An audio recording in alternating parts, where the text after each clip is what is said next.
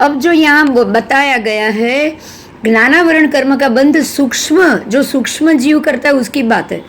सूक्ष्म करता है, बादर करता है, या नो सूक्ष्म नो बादर करता है। तो सूक्ष्म जीव है वो तो ज्ञानावरण करेगा ही करेगा, राइट। तो सूक्ष्म जीव बंद करता ही है। बादर जीव कभी करेगा कभी नहीं करेगा। बादर जीव हो गया, वो कभी करेगा कभी नहीं करेगा। लेकिन नो सूक्ष्म नो बादर कभी भी ज्ञानावरण का बंद नहीं करेगा। बराबर।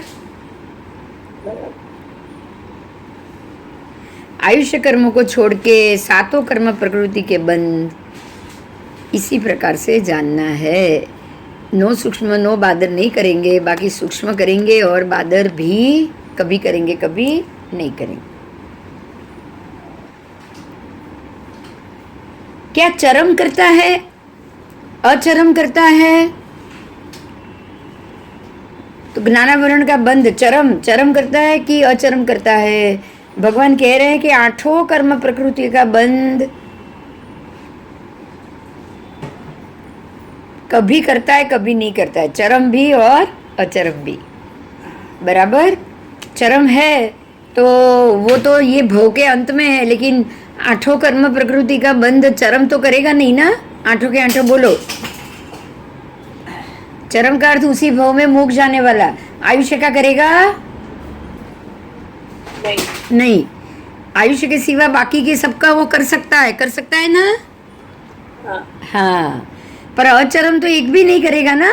सात आठों के आठों करेगा ना अचरम। अब जिसका ये भव अंतिम है ही नहीं, पता ही नहीं है अंतिम भव कौन सा है, तो वो तो सब करेगा। बराबर। स्त्री वेद, पुरुष वेद और नपुंसक वेद में से पुरुष वेद सबसे अल्प। याद रखना, ये पुरुष वेद सबसे अल्प और स्त्री वेद उससे असंख्यात गुना। बराबर। स्त्रियों से स्त्रियां ज्यादा होती है स्त्री वेदी पुरुष वेदक की अपेक्षा से। और अवेदी जो है ही नहीं, वो उससे भी अनंत गुना। नपुंसक वेदक उससे भी अनंत गुना, अवेदी भी उससे अनंत गुना स्त्री पुरुष से, और नपुंसक वेदी उनसे अवेदक से भी अनंत गुना। अब आप समझिए कि यहाँ अवेदक किसको बोला है? स्त्री जीव और पुरुष जीव जितने उससे अवेदक असंख्य गुना। तो अवेदी जीव मतलब सिद्ध के नहीं, राइट। हाँ, तो अवेदी जीव कौन?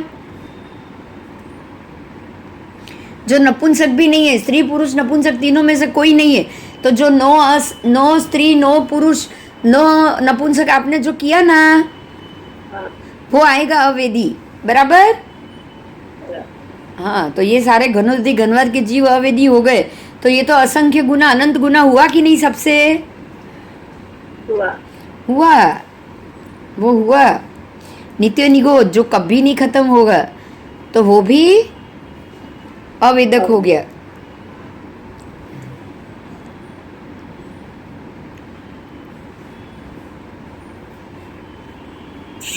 ठीक है। तो अल्प बहुत्व यहाँ बताया है। अचरम जीव सबसे कम है अचरम, और चरम उससे अनंत गुना है। ठीक है।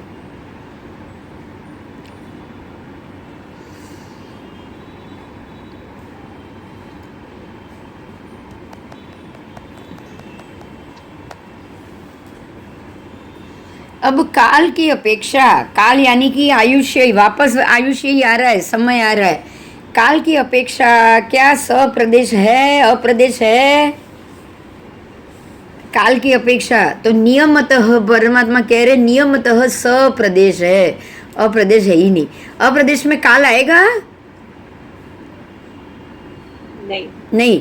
तो काल कहाँ आएगा? प्रदेश, सप्रदेश में आएगा, अप्रदेश में नहीं। तो सप्रदेश में काल नियमतः आएगा ना, काल होगा ही होगा सप्रदेश में। तो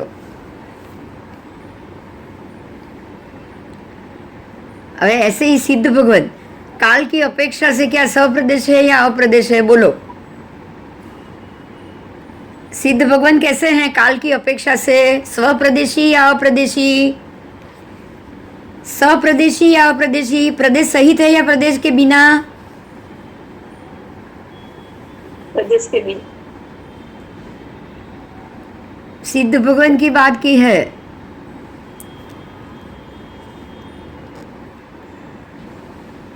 प्रदेश को भी, अप्रदेश की।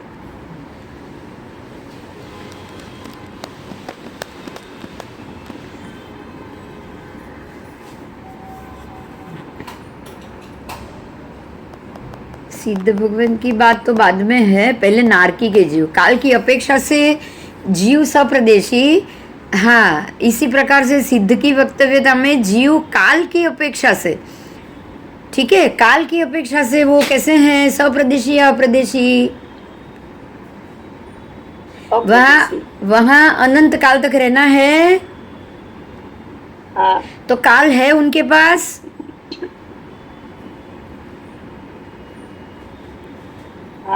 हाँ, अनंत काल का समय आ गया ना। तो नियमतः सप्रदेशी है वो। और नारकी के जीव काल की अपेक्षा से कैसे हैं? तो सभी जीव सप्रदेश है, समझे? जैसे सिद्ध गति में सिद्ध के जीव सप्रदेशी, ऐसे नरक गति में नारकी के जीव सप्रदेशी।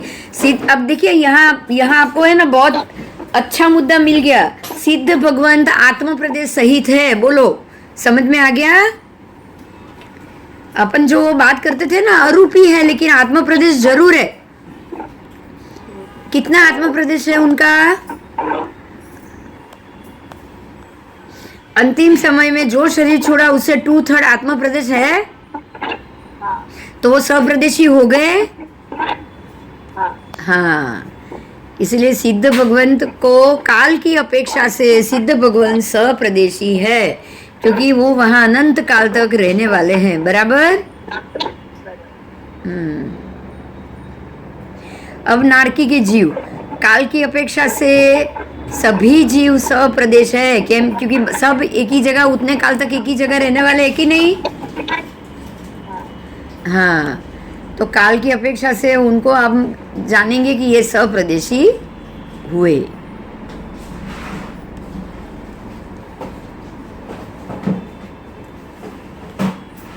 अब उसके बाद में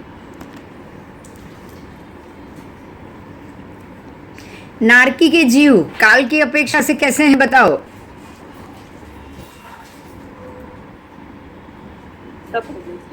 सप्रदेशी भी है और अप्रदेशी भी है काल की अपेक्षा से। नारकी के जीव काल की समय की अपेक्षा से वो अप्रदेशी भी है। सप्रदेशी तो है ही, पर अप्रदेशी भी है।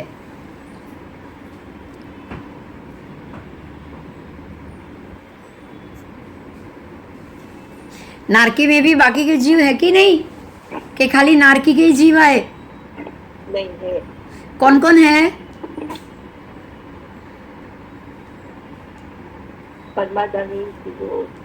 परमाधामी जीव, और वो तो है ही, पर वो भी सप्रदेशी आ गए ना नारकी के जीव की तरह। प्रदेश सहित आए ना, पर अप्रदेशी भी है। अप्रदेशी कौन है, बोलो?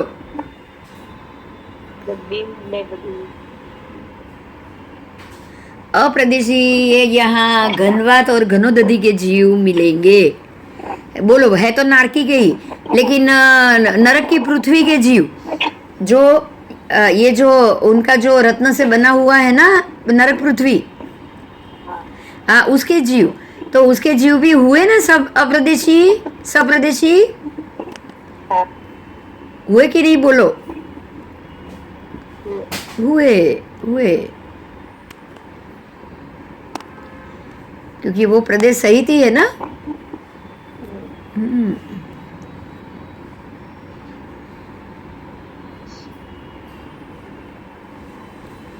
तो परमात्मा कह रहे सभी जीव सप्रदेश है, सर्व जीव, अनेक जीव, उसमें से अनेक जीव सप्रदेश है और एक जीव अप्रदेश। एक जीव अप्रदेश भी होता है,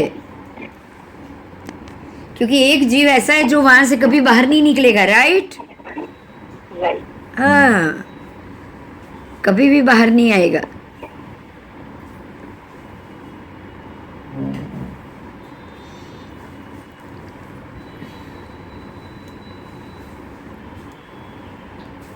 पृथ्वी का एक जीव क्या सप्रदेश है या अप्रदेश? पृथ्वी का एक जीव प्रदेश सहित है ना, हाँ और प्रदेश रहित भी है। बहुत सारे निगोद के जीव एक निगोद के गोले में पड़े हैं कि नहीं? हाँ हाँ तो प्रदेश रहित भी हुए ना। हम्म, एक जीव को एक प्रदेश मिला रहने को, इसको कुछ नहीं मिला, तो प्रदेश रहित हो गया। हाँ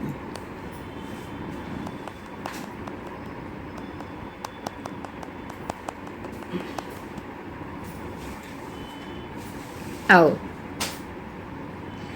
शेष सिद्धों तक, सिद्ध गति तक सभी जीव नारकी के जीवों की तरह ही हमको समझना है। सिद्ध गति तक सभी जीव नारकी की तरह ही समझना है। कैसे? नरक के जीव काल की अपेक्षा से सप्रदेश है। सभी जीव सप्रदेश है, कुछ जीव सप्रदेश है और कुछ जीव अप्रदेश भी है। बराबर?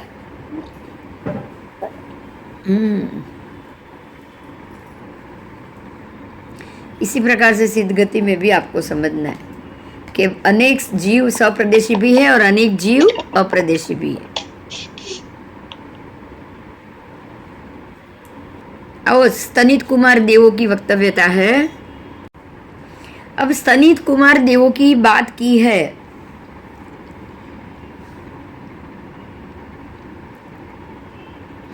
पृथ्वी का एक जीव सप्रदेशी है अप्रदेशी है, तो दोनों है। भगवान कह रहे वो सप्रदेश भी है और अप्रदेश भी है, क्योंकि जितने भी प्रत्येक पृथ्वी का एक प्रत्येक जीव आ गए वो सप्रदेशी हुए, और अनंत काय वाले पृथ्वी का आएंगे तो वो अप्रदेशी होंगे। बराबर? बराबर। आओ, अब आहारक जीवों की बात की है। आहारक जीव, आहारक जीवों में जीव पद और एकेंद्रीय पद को छोड़ के 3 भांगा। ठीक है? कौन सा? तो अनाहारक जीवों में बहुवचन अंत जीव पद और एकेंद्रीय पद को छोड़ के 6 प्रकार के भांगे। अनेक जीव प्रदेश सहित है ना? वनस्पति काय में है, आहारक जीवों में है, अनेक जीव अप्रदेशी है। एक जीव सप्रदेशी तो एक जीव अप्रदेश है।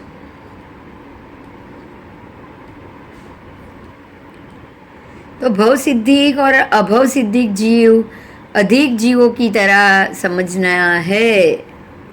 ठीक है? नो भव सिद्धिक नो अभव सिद्धिक जीव, और सिद्ध में 3 भांगे होते। सिद्ध और नो भव सिद्धिक नो अभव सिद्धिक को एक समान माना है। देखो एक बात ध्यान से सुनो, सिद्ध और नो भव सिद्धिक नो अभव सिद्धिक दोनों एक समान कैसे हो गए? बताओ, मुझे आपसे ही डिस्टिंग्विश चाहिए। बताओ कोई।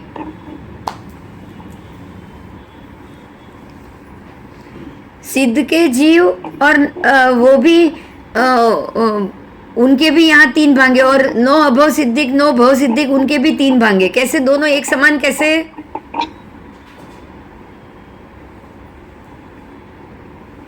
दोनों एक नहीं है।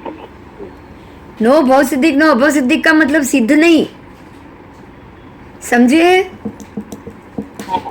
हाँ, मगर वक्तव्यता एक ही है। कैसे? दोनों जो जो गति में गए वहां से कभी वापस दूसरी गति में नहीं जाएंगे। ये समानता। क्या समानता? दोनों जो गति में दूसरी गति में नहीं जाए। हाँ, सिद्ध गति सिद्ध में से दूसरी जगह नहीं जाने वाले, और नो अभव सिद्धिक नो भव सिद्धिक अपनी अपनी जाति से बाहर नहीं निकलने वाले। तो एक ही बात हुई कि नहीं? हाँ दोनों के 3 भांगे ही हुए कि नहीं? हाँ हाँ।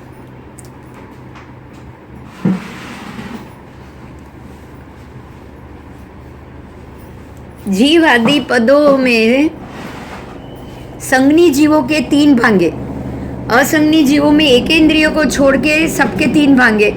असंज्ञी में भी एकेंद्रिय को छोड़ दो, बाकी सबके 3 भांगे। बेइंद्रिय और सबके भी 3 भांगे। नारकी, देव और मनुष्य में 6 भांगे। नो संज्ञी नो असंज्ञी जीवों में जीव, मनुष्य और सिद्ध के 3 भांगे।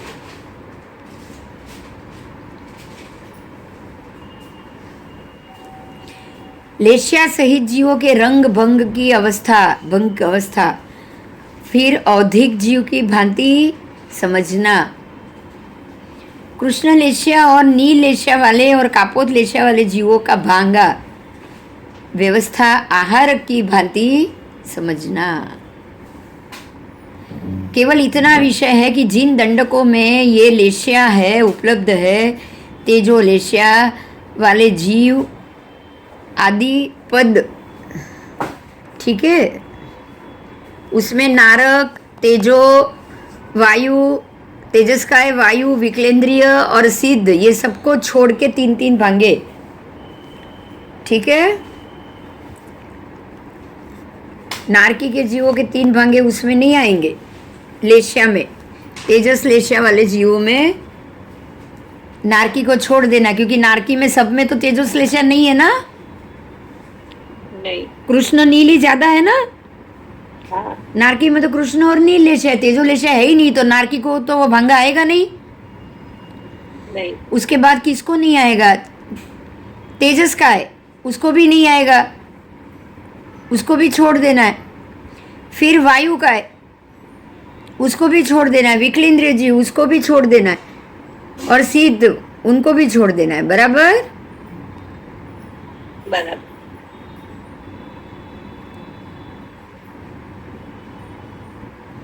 अब पृथ्वी कायिक, अपकायिक, वनस्पति कायिक जीवों में 6 भांगा। कितने? 6 भांगा। पद्म लेशिया, शुक्ल लेशिया वाले जीवों के जीव, उनके भी 3 भांगे। कौन आए पद्म लेशिया शुक्ल लेशिया में? कौन आएंगे बोलो?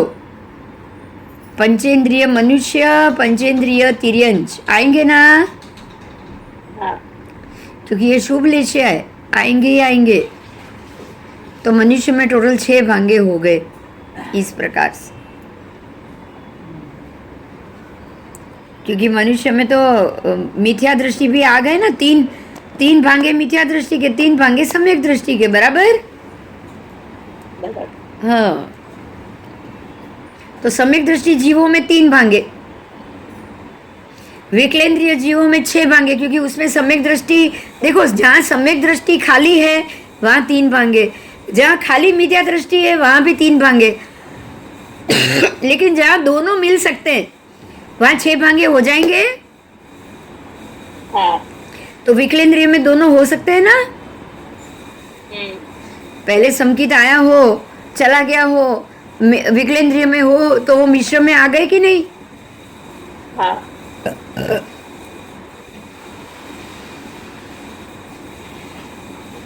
ठीक है। ऐसे मिथ्या दृष्टि जीवों में भी एक इंद्रिय को छोड़ के 3 भांगे, ठीक है। एक इंद्रिय को 3 भांगे नहीं होते, क्योंकि एक ही इंद्रिय है ना। हाँ। सम्यक मिथ्या दृष्टि वाले जीवों में 6 भांगे, दोनों आ गए तो सम्यक के 3 और मिथ्या के 3, 6 हो गए। हाँ। संयत जीवों के जीव आदि पदों में 3, यहाँ खाली संयत है, सम्यक ही है तो 3 ही होंगे। अब असंयत जीव, तो उसमें भी एक इंद्रिय को छोड़ के 3, तो असंयत में तो सम्यक होना ही नहीं है। बराबर? खाली मिथ्या है। देखिए, खाली मिथ्या में 3, खाली संयत में 3, खाली दोनों मिश्र है ना, उसमें ही 6 भांगे आएंगे। इजी है ऐसे समझना।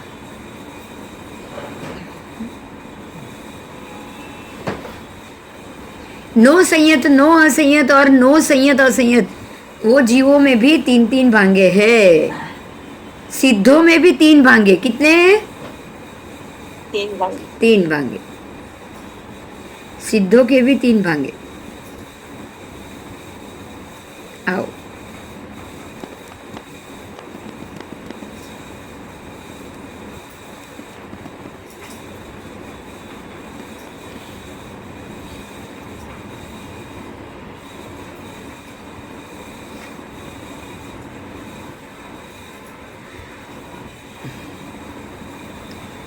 सिद्धों में 3 कौन से भांगे आएंगे? पहले ये 6 भांगे फिर से याद दिलाऊं। हाँ। अनेक जीव सप्रदेश,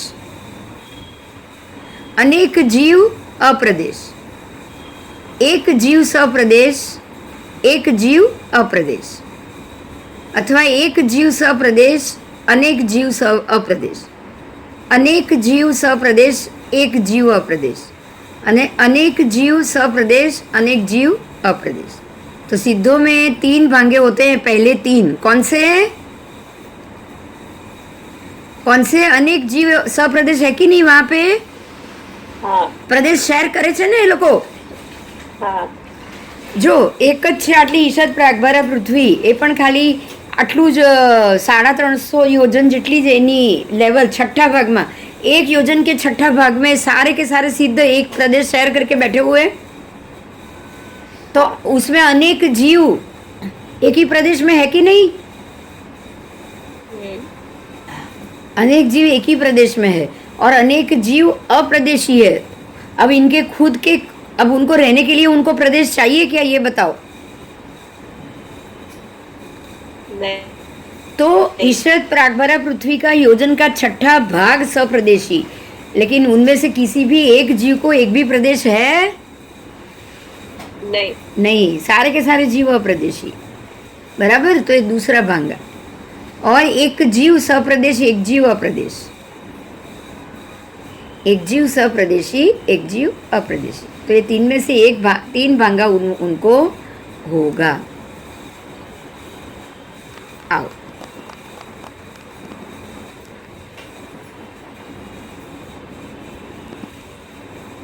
अब सकषाई जीवों के भी 3 भांगे, कषाय सहित, ठीक है। विकलेंद्रिय जीवों में कोई भांगा नहीं है, उसमें कषाय नहीं होता है। विकलेंद्रिय जीवों में कोई भांगा इसलिए नहीं क्योंकि उसमें कोई कषाय नहीं होता है।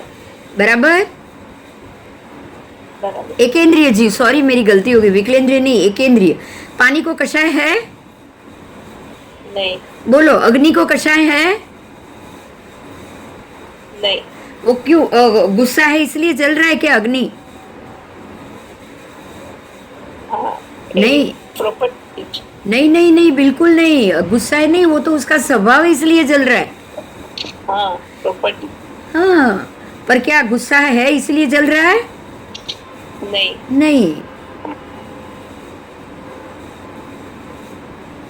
ठीक है, तो क्रोध कषाई जीवों में जीव और एकेंद्रिय को छोड़ के 3 भंगे हैं। एकेंद्रिय को क्रोध कषाय होता नहीं, ठीक है।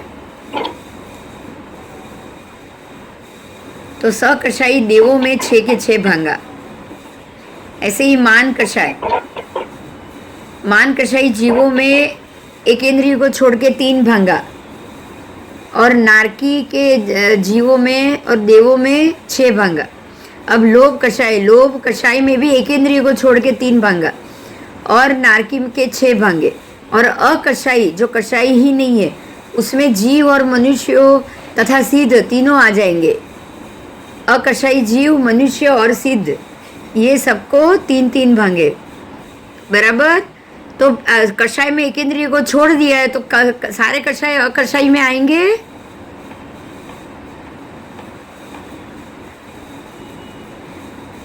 आएंगे ना सारे एकेंद्रिय।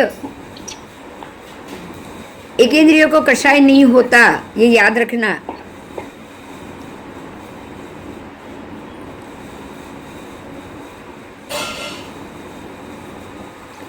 आओ,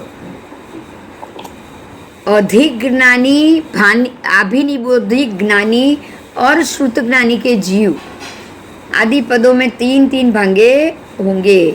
विकलेंद्रिय जीवों को 6 भांगे होंगे। समझ में आया? विकलेंद्रिय को संज्ञा नहीं है, बुद्धि नहीं है, तो उनके भांगे कितने हो जाएंगे? सबके सब 6 के 6 भांगे उनको। बराबर। और अवधि ज्ञानी, मन ज्ञानी और केवल ज्ञानी को 3-3 भांगे। सिद्ध को भी 3 भांगे, तो केवल ज्ञानी को तो आएगा ही ना, आएगा। अब जितने भी अज्ञानी हैं वो सबको कितना? अवधि अज्ञानी, मति अज्ञानी, श्रुत अज्ञानी, उसमें एकेंद्रिय छोड़कर सबको 3 भांगे हैं।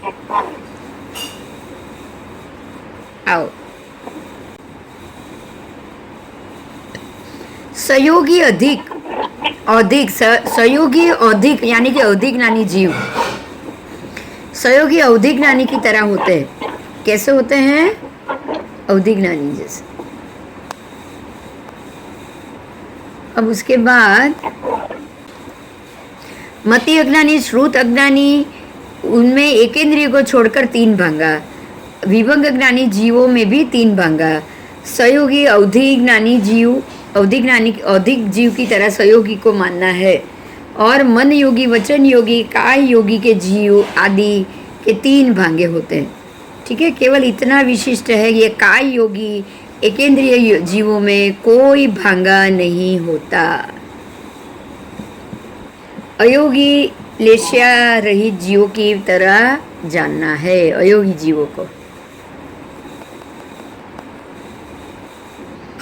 साकार उपयोग वाले और अनाकार उपयोग वाले जीवों में जीव और एकेंद्रियों को छोड़ के 3 भांगे हैं। सवेदी सकषाय जीवों की तरह जानना है सवेदी को। स्त्री वेदी, पुरुष वेदी, नपुंसक वेदी जीवों के जीव आदि पदों के 3 भांगे। अवेदक अकषाय की तरह जानना है। ठीक है, सशरीर औधिक जीव की तरह जानना है। औदारिक और वैक्रिय शरीरी जीवों में जीव और एकेंद्रिय को छोड़ के 3 भांगे होते हैं। आहारक शरीरी जीव मनुष्य में 6 भांगे, आहारक शरीरी जीव में 6 भांगे होते हैं।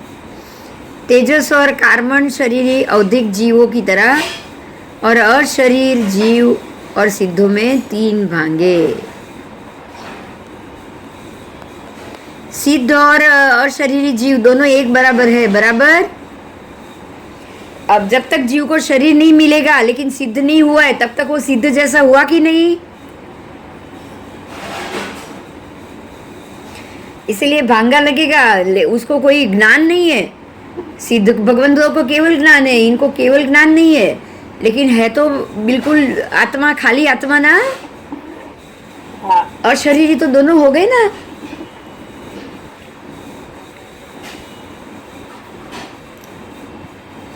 तेजस और कार्बन शरीर अधिक जीव की तरह समझना, और अशरीरी जीव और सिद्धों में भी 3 भांगे। ठीक है, अब यहाँ कितनी पर्याप्ति वाले देखो, आहार, शरीर, इंद्रिय और श्वासोच्छ्वास 4 पर्याप्ति वाले जीवों जो एकेंद्रिय है, जीवों में जीव तथा एकेंद्रिय को छोड़ के 3 भांगे। फिर भाषा और मन पर्याप्ति, एकेंद्रियों को तो एक ही पर्याप्ति होती है, इसलिए ये विकलेंद्रिय की पर्याप्ति आएगी। अब आ रही है भाषा और मन पर्याप्ति, तो ये संज्ञी जीव को ही होती है, संज्ञी पंचेंद्रिय को ही, इसलिए उनको संज्ञी पंचेंद्रिय की तरह समझना। आहार अपर्याप्ति, जो आहार की अपर्याप्ति है, ऐसे जीव अनाहारी जीव की तरह जानना है। शरीर अपर्याप्ति यानी कि जिसको शरीर नहीं मिला है वो समूर्छिम जीव। इंद्रिय अपर्याप्ति, जिनको इंद्रिय नहीं मिली, एक ही इंद्रिय मिली वो भी नहीं मिली। और श्वासोच्छ्वास अपर्याप्ति, वो भी समूर्छिम। ऐसे जीवों में जीव तथा एकेंद्रिय को छोड़कर 3 भांगे। नारकी देव मनुष्य में 6 भांगे, क्योंकि उसमें दोनों मिलेंगे, समकीर्ति और वो मिश्र मिलेंगे, इसलिए नारकी देव और मनुष्य में 6 भांगे। समझ में आ गया? 3 भांगे तो सिद्ध भगवान को भी है, इसलिए 3 भांगे शुभ है, बराबर। बराबर, नहीं तो केवली भगवान को हो गया, सिद्ध भगवान को तो होता ही नहीं।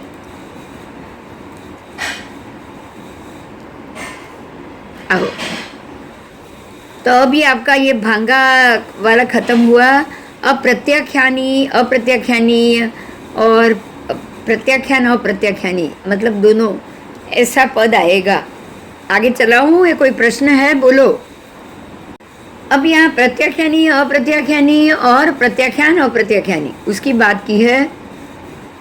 तो जीव प्रत्याख्यानी भी है, अप्रत्याख्यानी भी है, और प्रत्याख्यानी अप्रत्याख्यानी दोनों भी है, बराबर। न प्रत्याख्यानी मतलब जिसको है ही नहीं दोनों में से कुछ भी, या दोनों मिश्र है। तो नार्किक जीव अप्रत्याख्यानी है, चतुरेंद्रिय जीव 4 इंद्रिय तक अप्रत्याख्यानी है,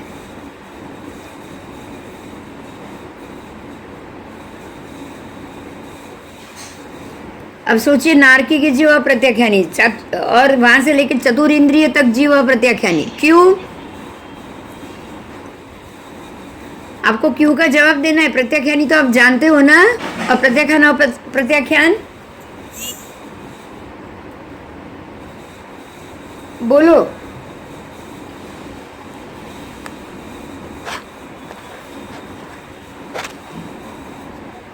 हाँ, प्रत्याख्यान का अर्थ है नियम, नियम लिए हुए, और प्रत्याख्यान का अर्थ है कि ऐसा कषाय, ये प्रत्याख्यानी कषाय है।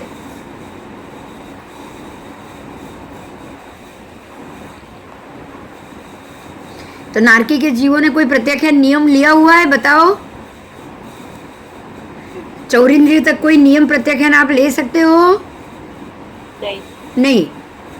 पंचेंद्रिय तिर्यंश होते हैं, बराबर।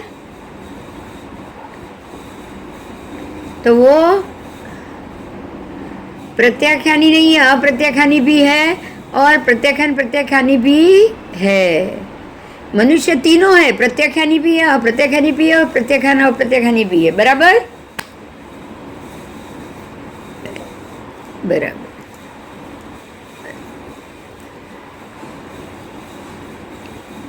जो पंचेंद्रिय जीव है वो तीनों को जानते हैं, प्रत्याख्यान अप्रत्याख्यान और प्रत्याख्यान अप्रत्याख्यान दोनों को, तीनों को, ठीक है। अवशेष बाकी के जीव प्रत्याख्यान को नहीं जानते हैं, अप्रत्याख्यान को भी नहीं जानते हैं, प्रत्याख्यान अप्रत्याख्यान को भी नहीं जानते, वो तीनों को नहीं जानते। जो पंचेंद्रिय जीव है, ठीक है, वो तीनों को जानते हैं, और बाकी जो पंचेंद्रिय नहीं है वो तीनों को नहीं जानते। कैसे बताओ?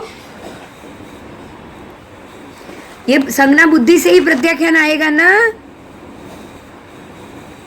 तो संज्ञी जीव ही प्रत्याख्यान ले पाएगा, बराबर। प्रत्याख्यान कौन करेगा बोलो? नियम पालन कौन करेगा? संज्ञी पंचेंद्रिय। तो संज्ञी पंचेंद्रिय मन है, इसीलिए प्रत्याख्यान ले सकता है। बाकी के जीव ले सकते हैं क्या? नहीं ले सकते।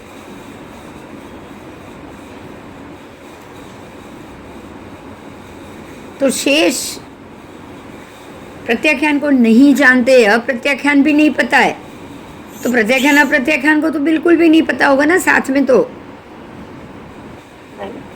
बनते क्या जीव प्रत्याख्यान करते हैं, अप्रत्याख्यान करते हैं, या प्रत्यक्ष प्रत्याख्यान करते हैं? आओ, प्रत्याख्यान से बद्ध आयुष्य वाले होते हैं जीव और वैमानिक। प्रत्याख्यान से बद्ध आयुष्य वाले, उनका बद्ध आयु है ना। जीव भी आयुष्य बांधता है और वैमानिक देव भी आयुष्य बांधता है, बराबर। पर वो प्रत्याख्यान से बांधता है। किससे बांधता है? और कभी कभी अप्रत्याख्यान से भी बांधते हैं ना। हाँ, और कभी कभी प्रत्याख्यान और अप्रत्याख्यान दोनों से भी बांधते हैं, बराबर, अपने अपने कर्मों के हिसाब से। और बाकी सारे नारकी और तिर्यंश के जीव अप्रत्याख्यानीय बद्ध आयुष्य वाले हैं। देखिए, समझ लीजिए, खाली जीव और वैमानिक देव वो ही शुभ पुण्य का उदय है, इसीलिए वो ही प्रत्याख्यानीय है। बाकी जो अशुभ कर्म के उदय वाले हैं वो सारे के सारे अप्रत्याख्यानीय सिद्ध होंगे, बराबर। जीव और वैमानिक देव जो पुण्यशाली, जो मैंने बोला आपको, प्रत्याख्यान से बद्ध आयु वाले हैं, क्योंकि उन्होंने वो पुण्यशाली आयु बांधा है, पुण्यशाली गति में गए हैं, तो प्रत्याख्यान से ही बांधा होगा तभी गए होंगे। अप्रत्याख्यान से बांध के आप कोई देव नहीं बनने वाले हो, बराबर। तो अभी ध्यान से आप समझिए, अगर आपने अभी प्रत्याख्यान ले लिया तो आप अभी अब अगला भोग का आयु प्रत्याख्यान सहित होगा। तो अच्छा है ना, पुण्य का उदय आएगा। अगर प्रत्याख्यान सहित आप नहीं होंगे तो किसका उदय आएगा बोलो? पाप वाला आयु बांधोगे तो पाप के उदय वाला आयु कहाँ का होता है? तिर्यंच और नरक का होता है कि नहीं?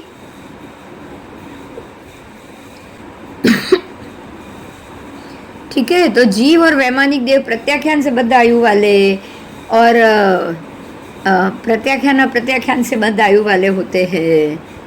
ठीक है, और बाकी सारे जीव अप्रत्याख्यान से बद्ध आयु वाले कहे गए हैं। आओ,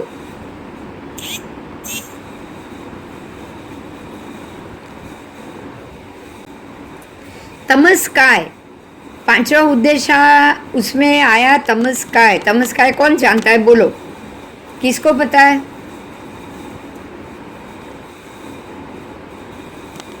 तमस्काय का मतलब एक बड़ा सा अंधेरा। किसको क्या कहोगे उसको? एक बड़ा सा अंधेरे का एरिया है, वहाँ इतना लंबा एरिया कि आप चलते ही जाओ चलते ही जाओ चलते ही जाओ। तो इसको क्या बोलेंगे हम? नमस्कार। तमस्काय।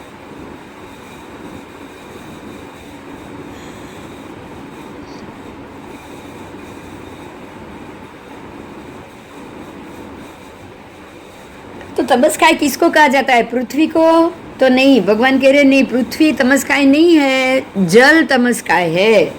तो पृथ्वी में अपकाय के जीव है, तमस्काय में। तमस्काय में किसके जीव है? अपकाय के। इसीलिए उसको उसमें जल तमस्काय बोले, बराबर? हाँ, उसमें बाकी दूसरे जीव नहीं है। तो कौन कौन है यहाँ हम देखेंगे।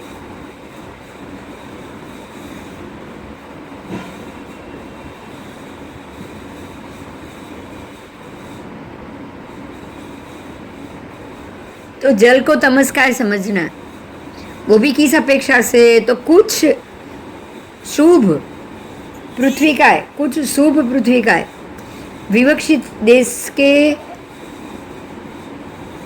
क्षेत्र के देश को प्रकाशित करता है, और कुछ पृथ्वी का है विवक्षित क्षेत्र के देव को प्रकाशित नहीं करता है, बराबर?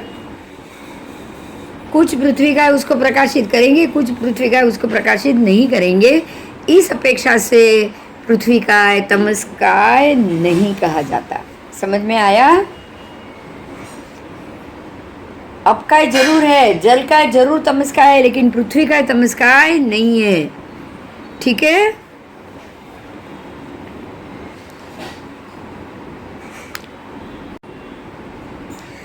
कुछ शुभ भास्वर यानी कि शुभ पृथ्वी का है विपरीत क्षेत्र के देश को प्रकाशित करता है, विपरीत क्षेत्र के देश, और कुछ पृथ्वी का है विवक्षित शेष के देश को प्रकाशित नहीं करता। इस अपेक्षा से भी ये कहा जा रहा है कि पृथ्वी का तमस्काय नहीं है ना? तमस्काय का अर्थ अंधेरा, लेकिन पृथ्वी काय में तो कुछ रत्न प्रकाश अपने आप करता है कि नहीं करता है? हाँ, खाली काले रत्न के अलावा सारे रत्न सारे पृथ्वी का प्रकाश करता है, बराबर? बराबर। इसलिए वो तमस्काय नहीं है। तो अब तमस्काय क्या है, कहाँ पे से शुरू होता है और कहाँ पे समाप्त होता है, इसको हम समझेंगे। देखिए, जम्बू द्वीप को आप कल्पना करो, जम्बू द्वीप से बाहर जाना है और कैसे असंख्य योजन बाहर तिरछा जाना है, आगे आगे आगे आगे आगे आगे आप नीचे तिरछा उतरते जाएंगे। तो वहाँ आगे जो लवण समुद्र है, क्या है? अरुणोदय समुद्र। लवण समुद्र को भी छोड़ो, उसके और आगे जाओ, वहाँ आपको अरुणवर द्वीप, उसके बाद अरुणवर समुद्र मिलेगा, बराबर? बराबर। तो उसको भी छोड़ के अरुणोदय समुद्र, अरुणोदय द्वीप और अरुणोदय समुद्र। तो अरुणोदय समुद्र के अंदर 42,000 योजन आप अंदर जाओगे, समुद्र में अंदर 42,000 योजन उतरोगे। तो वो उतरने के बाद जल के ऊपर के सिरे से एक प्रदेश वाली सममिति आकार की श्रेणी निकली हुई है। देखिए आप बहुत बहुत बहुत अंदर तक, कितने 42,000 योजन तक समुद्र के अंदर उतर रहे हो, बराबर। हाँ। और वहां जल के ऊपर के सिरे से एक प्रदेश वाली आकाश श्रेणी निकली हुई है, एक एक प्रदेश वाली आकाश श्रेणी निकली हुई है। यहाँ से तमस्काय उठ रहा है, नीचे पानी में से। कहाँ से उठ रहा है? पानी में से। 42,000 योजन पानी के अंदर से। आटलू ऊंडू है? 42,000 योजन आप समंदर में अंदर गए हो, तो समुद्र में से है तो जल के ऊपर से ही उठ रहा है ना। हाँ। आप समझ में आ रहा है? हाँ। आप पानी में असंख्य योजन क्रॉस किया, अब अरुण वर समुद्र आया, आप अंदर पानी में 42,000, ये समुद्र है, 42,000 योजन तक आप अंदर जा रहे हो, तो अब यहाँ पानी के ऊपर से तमस्काय उठता है, बराबर। बराबर। हाँ।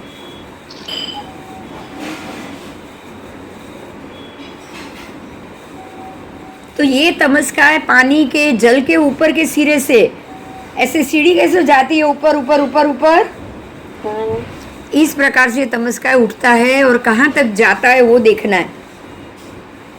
1721 योजन ऊपर जाएगा। कितना? 1721।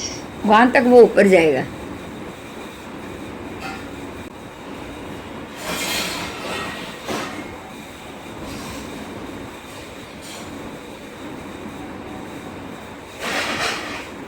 आओ,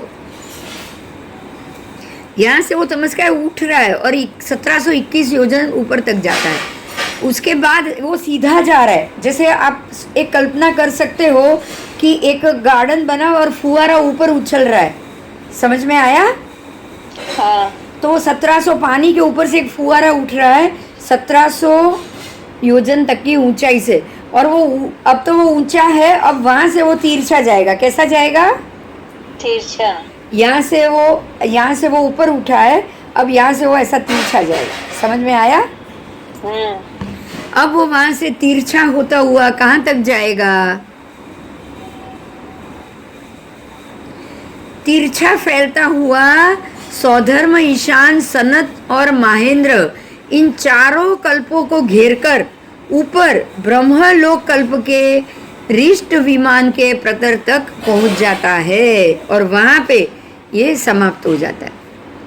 देखिए यहाँ ध्यान दीजिएगा, यहाँ ऊर्ध्व नहीं लिखा है। मैं ऊर्ध्व बोली नहीं। तिरछा जाता हुआ ऊपर जा रहा है। ऊपर कैसे जा रहा है वो? तिरछा। मतलब यहाँ तक सीधा गया, अब वो तिरछा ऊपर जाएगा, क्रॉस। वो तिरछा ऊपर जाएगा, ऐसा दादर चढ़ेगा। बराबर। ठीक है, तिरछा का अर्थ है क्रॉस। अब वो दादर चढ़ रहा है और ऊपर की तरह चढ़ते चढ़ते चढ़ते चढ़ते कहाँ तक जाएगा? सौधर्म, ईशान पहला, दूसरा, फिर सनत कुमार, महेंद्र तीसरा, चौथा और उसके ऊपर ब्रह्म, पांचवा देवलोक। हाँ, पांचवें देवलोक के रिष्ट विमान के प्रस्तर तक वो पहुंच जाता है और वहां ये तमस्काय समाप्त होता है। क्लियर हुआ? अब आपको आज तिरछा का अर्थ मालूम पड़ गया होगा। तिरछा का अर्थ श्रेणी हुई दादर, तो तिरछा का अर्थ सीधा नहीं हो रहा है। देखिए मेरी बहुत सारे महात्मा से ये चर्चा हुई थी कि तमस्काय, अरे तिरछा का अर्थ, ये लोग जो लवण समुद्र 10,000 योजन तिरछा रख रहे हैं, वो अरे जो अंदर 1,00,000 योजन लवण समुद्र, 2,00,000 योजन जम्बू द्वीप के किनारे से 2,00,000 योजन तिरछू जाना है अंदर, तो वो लोग ऐसे सीधा ही जा रहे हैं, वो तिरछा नीचे ऐसे नहीं उतर रहे। समझ में आया? अब आप ये सोचिए कि ये तमस्काय जमीन के ऊपर से 1725 योजन ऊपर उठा है और वहां से तिरछा ऊपर जाएगा, तो तिरछा वो ऐसे ऊपर जाएगा तो ही सौधर्म या 5-6 देवलोक तक पहुंचेगा ना। सोचो, तो तिरछे का मतलब क्या हुआ? सीधा या ऐसे क्रॉस? क्रॉस। अब समझ में आ गया तिरछा का मतलब क्या है? तिरछा का मतलब श्रेणी होती है। मेरे बहुत सारे महात्मा से चर्चा होती है, अब ये मैं उनको बताऊंगी।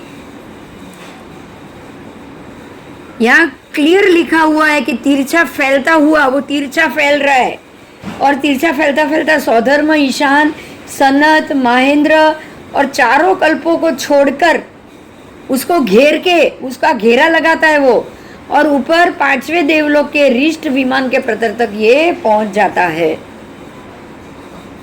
समझ में आया? हाँ और ये भी कैसे से गोलाई में होगा ना पूरा, हाँ क्योंकि देखिए अरुण वर समुद्र तो ऐसा पूरा गोलाई में है चारों तरफ, हाँ तो उसने ऊपर भी सौधर्म ईशान को चारों तरफ से घेरा। हाँ। समझ में आ रहा है कैसे? चारों तरफ से घेरा। और तिरछा जाने का अर्थ ही है ऊर्ध्व जाना, श्रेणी की तरह चढ़ना, दादर की तरह चढ़ना। अभी मैं सभी महात्माओं को ये बताऊंगी तिरछा का मतलब। वो लोग तिरछा का मतलब ऐसे सीधा ही समझते, ठीक है? हाँ तो इस प्रकार से वहां तमस्काय समाप्त होता है। वहां तक ये पहुंचा छठे देवलोक तक, ठीक है? जमीन के वो उसके तर से, पानी के ऊपर से हाँ फरीथी बोल तिरछा। हाँ तिरछा लोक नो अर्थ ही है कि लोक तिरछा उतर रहा है, नीचे उतर रहा है, नीचे। तिरछा का अर्थ श्रेणी।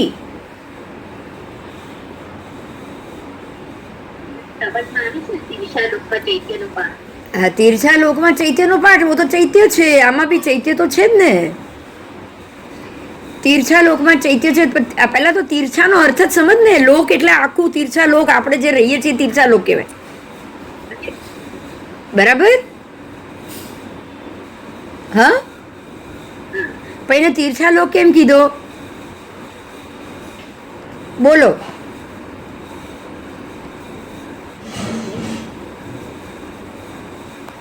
બોલો જરા, તીર્છો લોક કેમ કીધો છે? દાદરા ટાઈપ છે એટલા હા દાદરા ટાઈપ છે। જો દ્વીપ બી કેવો છે, જંબુદ્વીપ કેવો છે, 1000 યોજન વચ્ચેથી ઊંચો, તો તીર્છો થયો કે નહીં જંબુદ્વીપ પણ? હા અચ્છા હવે લવણ સમુદ્ર 1 લાખ ઉતરો છો અને 1 લાખ ચડો છો, તો તીર્છું થયું કે નહીં ચડ ઉતર? થયું એ ક્યાંય લવણ સીધો છે 10,000 સિવાય? ના ના। એવી જ રીતે હવે આગળનો દ્વીપ, તો ઘાતકીખંડ દ્વીપ 4 લાખ યોજન, એ પણ આટલો ઊંચો ચડ્યો કે નહીં? હા અચ્છા એના પછી પેલો બીજો સમુદ્ર કાલોદતી સમુદ્ર 8 લાખ તમે ઉતર્યા તીર્છો અને 8 લાખ પાછા ચડ્યા। હા 8 લાખ યોજન ઉતર્યા, 8 લાખ યોજન ચડ્યા, વચ્ચે ખાલી 20,000 યોજન સીધું, તો એ પણ તીર્છું થયું કે નહીં? થયું એટલે આપણો આખો લોક જ તીર્છું છે, એમાં કશું સીધું નથી। હા તીર્છું એટલે ત્રાસું, તો સીડી ત્રાસી જ હોય ને, હા સીધી વાત છે। થઈ ગયું ક્લિયર? હા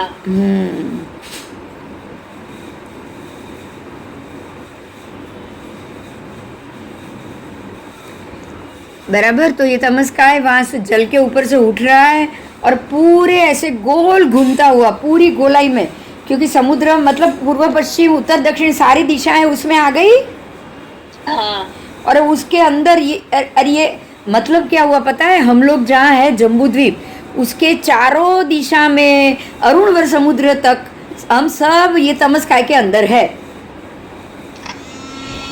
क्लियर हुआ?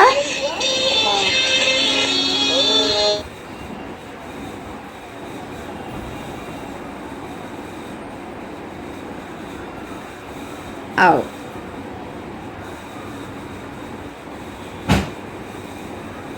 अब तमस्थाय काय का संस्थान कैसा है, मतलब उसका आकार कैसा है? हमने तो ये बोल दिया ऐसा गोलाई में, राइट? पर 1700 जो भी आया 25 योजन वहां तक ऊंचा, और उसके बाद ऐसा तिरछा निकला हुआ, तो बिल्कुल वो यहाँ तक सीधा 1700, और उसके बाद ऐसा तिरछा, तो आकार कैसा होगा? वो हम जो शराब पकड़ते हैं ना ग्लास बीच में से, ऐसा हुआ कि नहीं? तो इसका आकार शराब के तल का संस्थान जैसा है, और ऊपर मुर्गे के पिंजरा, मुर्गा का पिंजरा हुआ ना, वो पोपट का पिंजरा हुआ कि नहीं? हाँ, हेलो, हाँ बोलो। પોપટ का पिंजरा हुआ कि नहीं? હા એ કે- ઉપરથી આમ ઊંડું આવી ગયું ને. हाँ, पूरा चौड़ा चौड़ा क्या ना 1700, देखिए 1725 तक सीधा है, उसके बाद चौड़ा होता होता ऊपर जा रहा है હા सौधर्म देवलोक में, और हाँ। सब देवलोक को ऊपर चढ़ के फिर वहां पे खत्म हो जाता है। तो पूरा पिंजरा हुआ ना ऐसा, हाँ पूरे पिंजरे का आकार हुआ कि नहीं, चारों तरफ से घेरा हुआ हो गया। हो गया। हम लोग अंदर है, पिंजरे के अंदर, ऐसा समझ लो तमस्काय का पिंजरा, उसके अंदर हम लोग है। बराबर। बराबर। हम्म।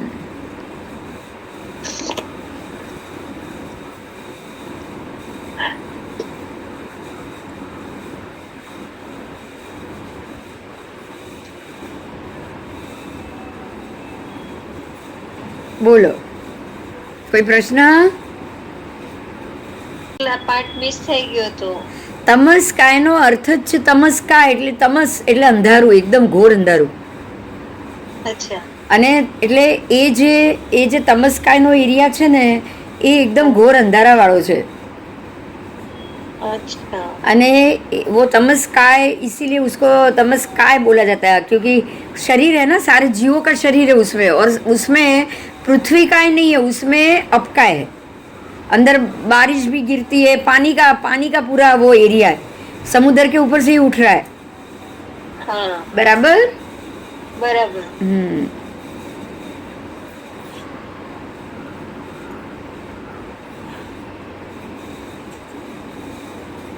तो उसका आकार भी देख लिया।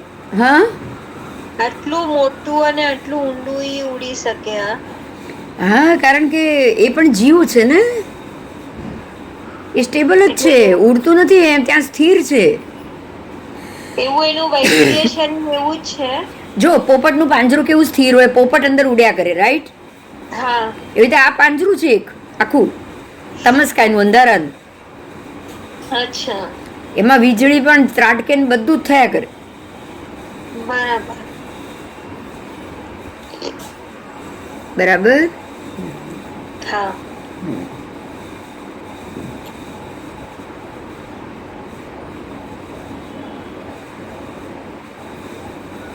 आओ।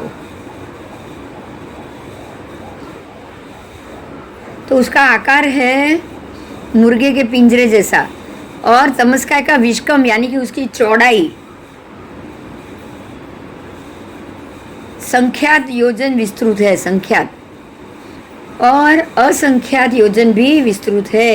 यह तमस्काय दो प्रकार के, कितने प्रकार के हैं तमस्काय भी? ये जो तमस्काय है उसमें दो प्रकार है।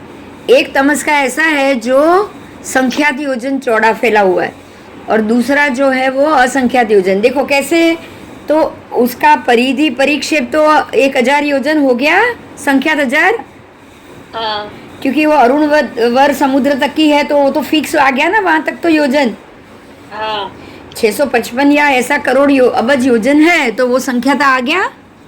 हाँ हाँ, तो वो तो संख्याता आ गया, मगर जो ऊपर जा रहा है वो कितना योजन बोलो? ब्रह्म देवलोक तक कितना योजन आएगा उसमें? વધારે આવશે. हाँ, વધારે આવશે નહીં. असंख्यात, इसीलिए असंख्यात शब्द है। हाँ समझ में है? कितने राजलोक आ गए? 4 राजलोक तो आ ही गए ना, 4 रज्जू ऊपर तक गया है। हाँ देखिए, एक तो पहले तिरछा लोक का आधा रज्जू, हाँ फिर पहला देवलोक, दूसरा देवलोक, तीसरा देवलोक, चौथा देवलोक, हाँ 4 देवलोक का. और 5वें देवलोक का आधा। बराबर. 5वें तक तो वो पहुंच गया है 4 छोड़ के। हम्म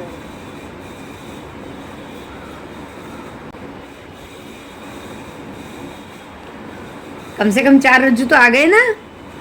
आओ,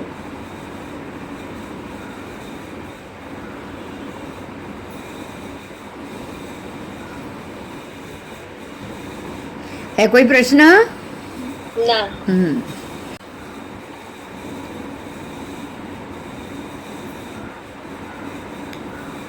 ना तमस्काय का विष्कंभ यानी कि चौड़ाई वो असंख्यात हजार योजन, क्योंकि उतना ही मोटा पूरा गोल राउंड बनेगा ना वो हाँ पूरे अरुणवय समुद्र में। तो जम्बूद्वीप और कितने सारे समुद्र तो अंदर आ गए ना, उसको वो बाहर से कवर करके बैठा है, जैसे वो पिंजरा बना है ऐसा। तो असंख्यात योजन की परिधि आ जाएगी। ठीक है, तो उसकी वो विस्तृत भी असंख्यात, उसकी जो परिधि है 3 गुना वो भी असंख्यात, परिक्षेप भी असंख्यात। असंख्य। आओ, अब ये कितना बड़ा है, अब ये सोच लो कि ये कितना बड़ा है। ऐसे तो पता चल गया कि पूरा अरुणवय समुद्र जितना उसने कवर कर लिया है, तो ज्यादा ही बड़ा हुआ, बराबर।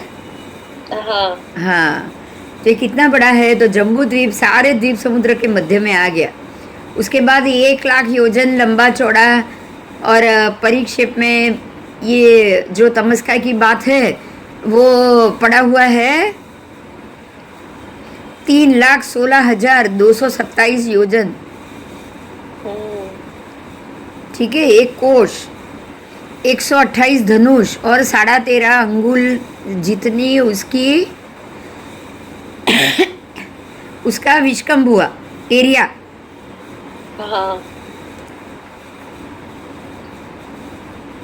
कोई महान रिद्धि सिद्धि वाला देव, महान अनुभव वाला देव, और एक चपटी में संपूर्ण जम्बूद्वीप को 3 बार चुटकी ऐसे चुटकी बजाओ और वो 21 बार घूम के आ जाए 3 चुटकी में। ये पहली, ये दूसरी और तीसरी, पूरे जम्बूद्वीप को 21 बार घूम जाए, कितनी स्पीड होगी सोचो। बराबर बराबर बराबर। तो ऐसे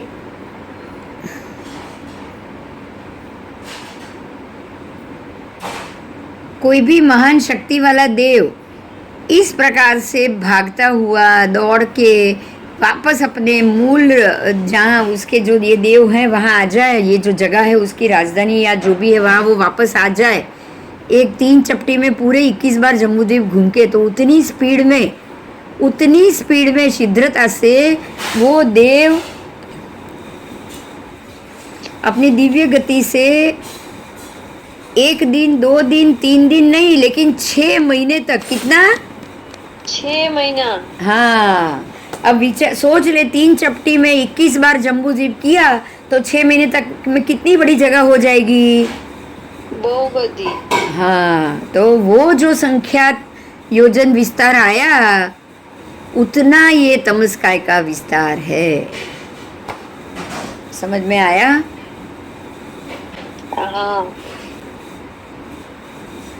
वो देव ये जमीन को, ये जगह को वो इतना घूम के चल सकता है, लेकिन तमस्काय को क्रॉस नहीं कर सकता। 6 महीने तक चले तो भी नहीं, 6 महीने में पहुंच नहीं जाता है। बोलो, अब सोचो, इतनी स्पीड में भी वो तमस्काय को 6 महीने में भी क्रॉस नहीं कर सकता है। समझ में आया। हाँ, अब सोचो कि इतना बड़ा तमस्काय का होरा जो पिंजर बन के बैठा है, क्या उसके अंदर मनुष्य है, विचार आता है ऐसा। हाँ, तो तमस्काय में क्या है, गांव है ना, नगर है ना, कोई घर है ना। क्लियर हुआ। पर वहाँ क्या क्या है, तो बारिश है, क्या है, बारिश है, मेघ संवर्धन होता है, समूर्छित होते हैं, अमृत गिरते हैं, और सब अपनी अपनी स्थिति के अनुसार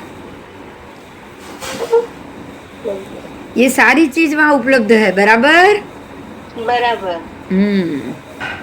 अब देवों के बीच लड़ाई हो ना, तो कोई देव वहां जाके छुप भी जाता है। हाँ, वहाँ इतना अंधेरा है, किसको, हम खेलते हैं ना संता कुकड़ी में, अंधेरे में जाके छुपते थे, पता है। कोई बाथरूम में जाके छुप जाता था ताकि वो अंधेरा हो, कोई वो अंधेरे रूम में कमरे में पर्दे के पीछे छुप जाता था ताकि अंधेरे के साथ आप दिखाई ना दो।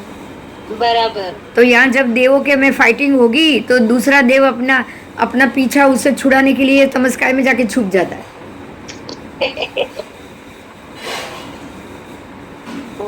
तो तमस्काय में बड़े बड़े मेघ संस्वीर्ण होते हैं। अब तमस्काय का एरिया बड़ा है तो मेघ भी तो बड़े ही होंगे। हाँ, समूर्छित होते हैं, बरसते हैं, सब कुछ होता है। अब वहाँ का कौन सी धूप है बोलो कि मेघ नहीं बरसेंगे? कोई धूप नहीं है। हाँ, तो ऐसा तो हम सोचते हैं, ये गलत है ना। ये धूप के कारण बादल वर्षा हो रही है। हाँ, समझ में आया? यहाँ तो धूप ही नहीं है, सूर्य चंद्र ही नहीं है, फिर भी बादल बरस रहे। हाँ, तो ये बादल कौन से हैं? अपने जैसे बादल है क्या? नहीं। हाँ, वो समूर्छिम बादल है जो देव क्रिएट करते हैं। अगर कोई वहां छुप गया, मान लो कोई देव उधर छुप गया, तो दूसरा उसको बाहर निकालने के लिए क्या करेगा? बारिश गिराएगा, बिजली कड़कड़ाहट करेगा, ताकि वो डर के मारे बाहर आ जाए। हाँ, समझ में आया? हाँ, हाँ, तो तमस्काय में बड़े मेघ संस्वीर्ण होते हैं, समूर्छित होते हैं, मेघ का आकार भी लेते हैं, बरसते भी हैं। और ऐसा संस्वेदन, सम्मूर्छन, वर्षणा कोई देव करता है, कोई असुर भी करता है और नाग भी करता है। क्लियर? हाँ, अब देव, असुर, नाग तो खाली तिर्यक लोक में ही आते, तो वहां तक ही कर पाएंगे, ऊपर जाके नहीं करेंगे। ये भी याद रखना, ऊपर सौधर्म के ऊपर देव जाते हैं, बराबर? हाँ, तो सौधर्म और 5वें लोक, ब्रह्म लोक तक सारे बारिश बरसाने का काम देव करेंगे। ठीक है? हाँ, और यहाँ तिर्यक लोक में असुर कुमार, नाग, व्यंतर, वाण व्यंतर सब करेंगे। बराबर? બરાબર. બરાબર બરાબર. મજા આવી ગઈ. હવે સમજવાની કેવી મજા આવે. આપણને એ પણ ખબર પડી ગઈ, બોલો, કે દેવો ક્યાં સુધી છે, વ્યંતર ક્યાં સુધી છે, વાણ વ્યંતર ક્યાં સુધી છે. હા ને? હા, વ્યંતર, વાણ વ્યંતર, ચમરેન્દ્ર પહેલા દેવલોક સુધી કોઈ દિવસ પહોંચી જ ના શકે.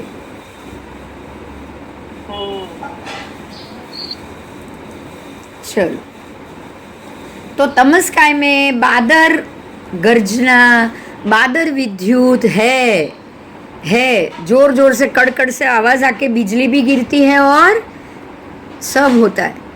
ठीक है. और गर्जन कौन करता है? देव. ये गर्जना, ये बिजली कौन करता है? देव, असुर और सब.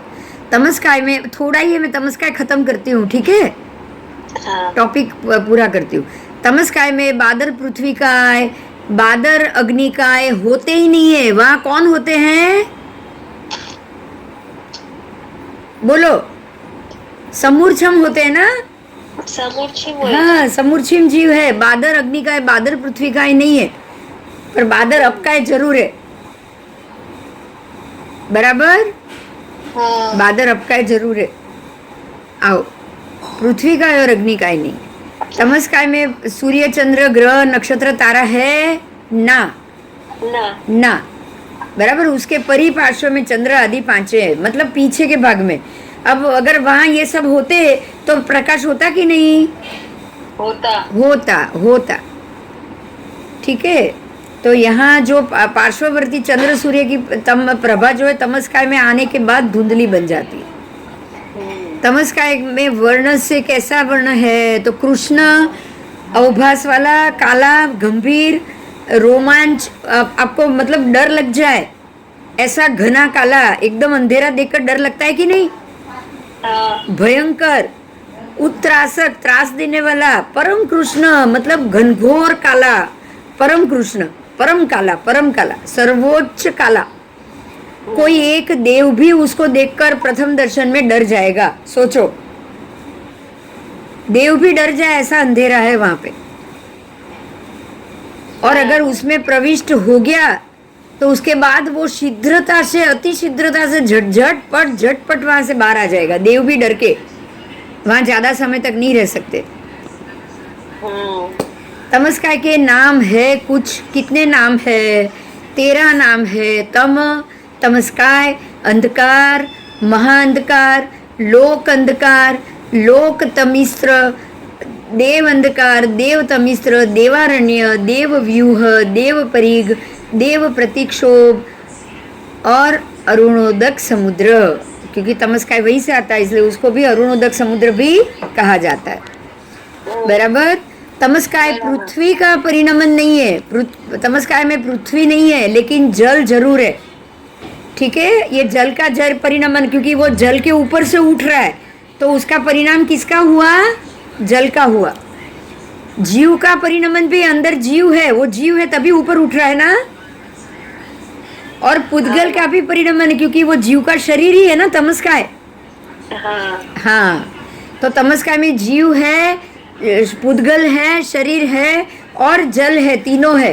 तो वहाँ सारे अपकाय के जीव आएंगे। ठीक है, खाली अपकाय के जीव आएंगे और कोई जीव नहीं आएंगे, बाकी सारा उसमें किया हुआ है, वैक्रिय है। तो तमस्काय में सर्व प्राण, भूत, जीव और सत्व पृथ्वी का रूप में अनेक बार, अनंत बार उत्पन्न हुए हैं और बादर पृथ्वी कायिक और बादर अपकायिक के रूप में उत्पन्न नहीं हुए।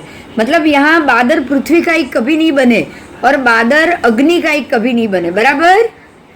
बाकी बादर वायु काय है, बादर अपकाय है, बादर वनस्पति काय भी है वहाँ। समझ में आया? वनस्पति पाई। हाँ, वहाँ वनस्पति काय भी है, क्योंकि बादर पृथ्वी और बादर अग्नि ही नहीं है, बाकी सब है। जो अपने जो काय है ना, वनस्पति काय, तेऊ काय, अपकाय, वायु काय और वनस्पति काय, जो 5 काय है कि नहीं अपने, हाँ है। उसमें से 3 है, 2 छोड़ के। पृथ्वी काय नहीं है और अग्नि काय नहीं है। वहाँ अग्नि नहीं है और पृथ्वी नहीं है। बाकी अपकाय भी आ गया, फिर तेऊ नहीं है,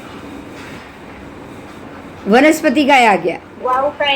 हाँ, और वायु आ गया। वायु काय, अपकाय और वनस्पति काय, ये तीनों काय वहाँ मिलेगी। समझे? हाँ, ये 3 काय मिले, वनस्पति काय, अपकाय और वायु काय। ये 3 काय वहाँ जरूर मिलेंगे। 3 काय के जीव भी मिलेंगे और तीनों काय के जीवों से ही बना हुआ ये शरीर है। ठीक है? ठीक है, पर लेशिया में वो बिल्कुल अंधेरा है, इसलिए काला है। तो आप आज ये आपका तमस काय खत्म हुआ। बराबर। अच्छा, तो आज लेट भी हो गया है, तो जय जिनेंद्र।